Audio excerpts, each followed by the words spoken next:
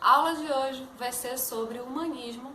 O humanismo não é escola literária, é só um momento de transição entre a Idade Média e a Idade Moderna. O trovadorismo, assunto que nós vimos anteriormente, ele é uma escola literária, mas o humanismo não, certo? Então vamos lá compreender o que foi o humanismo. É um momento basicamente de uma preparação entre esse indivíduo, esse homem da Idade Média, para esse homem da Idade Moderna.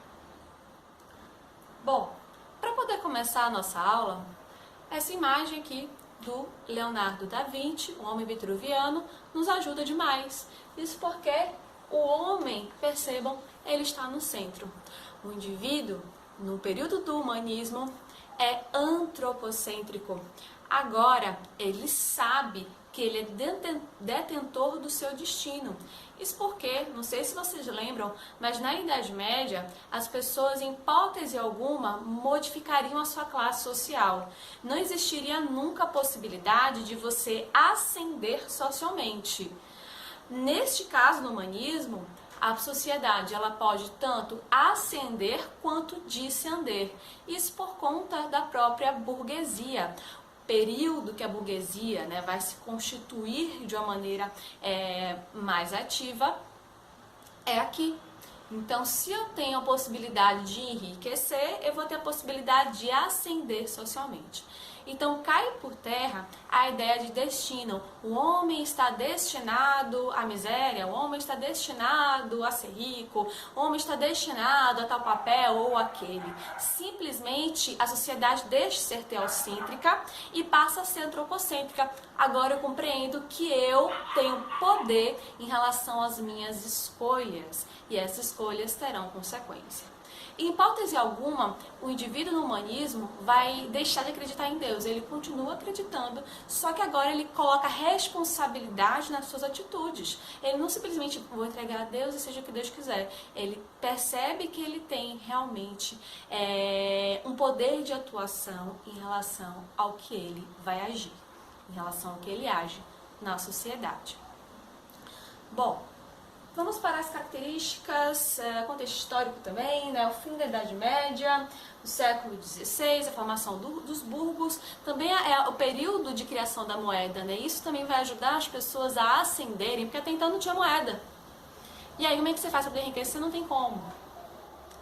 O teocentrismo, então, vai dar lugar ao antropocentrismo. O teocentrismo, Deus está no centro, e o antropocentrismo, o homem está no centro do universo.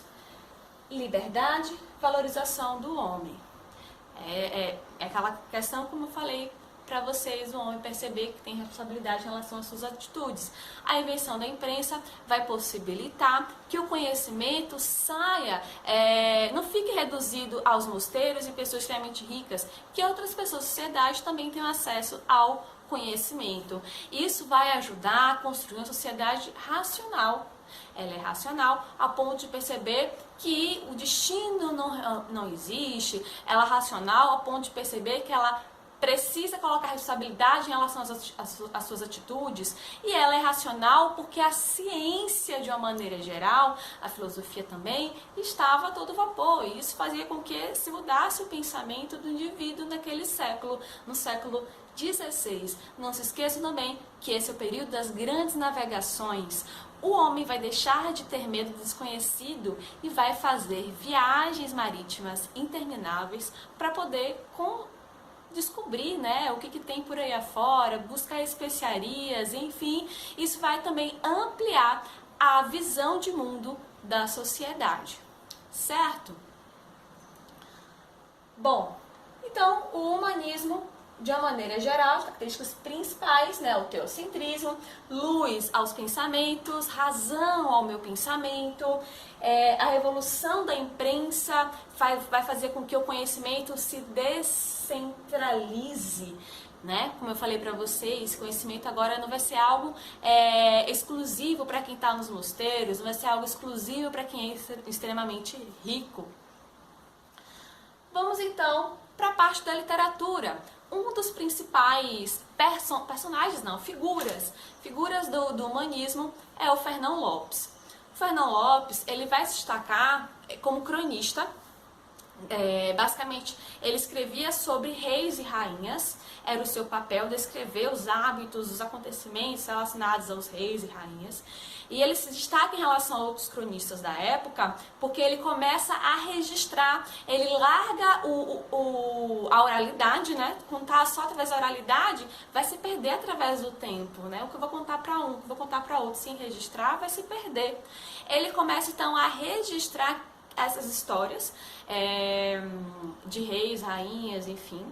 E também ele era bastante sincero, a ponto de que se ele tivesse que falar mal de um rei e rainha que estava pagando para poder ele escrever sobre eles, ele falava.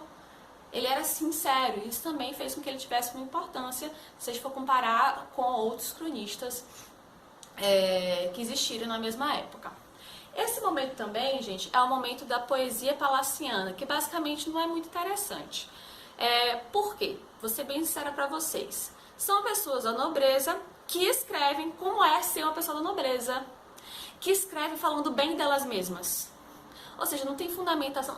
Primeiro assim, não vai ter crítica nenhuma. Segundo, vai ser extremamente assim, nossa, como eu me acho, eu sou maravilhoso, sou perfeito. Então assim, é meio assim, sem graça. Poesia de nobre falando como é que é a vida de nobre não tem muita graça, né? Basicamente para alavancar o ego daquelas pessoas. E o principal nome do humanismo é o Gil Vicente. A principal obra dele é O Alto da Barca do Inferno, mas ele fez uma trilogia em relação a essas peças teatrais, O Alto do Purgatório, O Alto da Barca da Glória, enfim, são 3 autos voltados à religiosidade. Não se esqueçam que a palavra alto remete a peças teatrais religiosas. Por exemplo, O Alto da Compadecida, uma obra do Ariano Suassuna, do século XX, foi inspirada no Gil Vicente, escritor do século XVI. Percebam que o Alto da Compadecida ele tem sim uma menção à religiosidade. Ele também vai escrever, o Gil Vicente, farsas, né? Tem a farsa de Inês Pereira, tem o Velho da Horta. As obras são extremamente bem-humoradas, vale muito a pena conhecer, especialmente O Alto da Barca do Inferno, a farsa de Inês Pereira, a farsa O Velho da Horta. São, na minha opinião, as mais interessantes.